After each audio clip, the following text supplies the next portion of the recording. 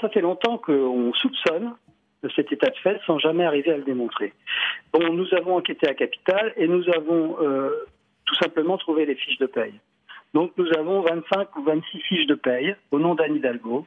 Ce sont payées par le ministère du Travail, donc ce sont des fiches de paye de son travail d'inspectrice du travail en chef. Voilà, elle a été payée pendant, c'est pas compliqué, On parle de quel montant au total? Alors, son salaire est, comme le salaire augmenté, vous savez, le salaire des fonctionnaires, ils augmentent mois après mois.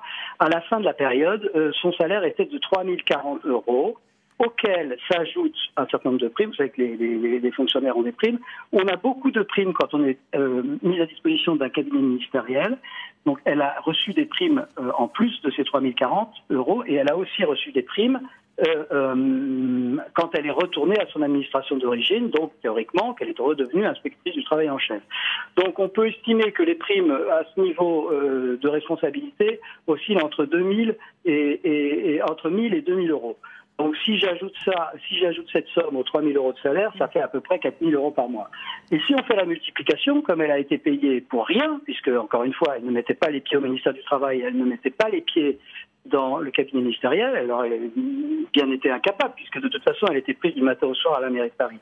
Si on fait les additions, sur 26 mois, ça fait à peu près 100 000 €. Alors, ce qui est intéressant, c'est qu'on a aussi découvert que le ministère du Travail, au bout d'un certain temps, au bout de 2 ans, il a quand même commencé à se poser des questions, à se dire, bon, peut-être que je vais trop loin.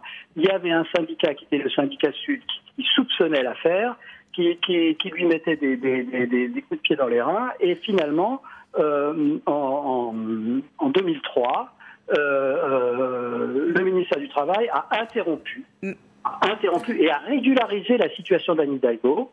C'est-à-dire qu'il l'a détachée à la mairie de Paris sans salaire, ce qu'elle aurait dû être depuis le début. Et surtout, ce qui est intéressant, c'est qu'il a exigé d'Anne Hidalgo le remboursement d'une partie des sommes.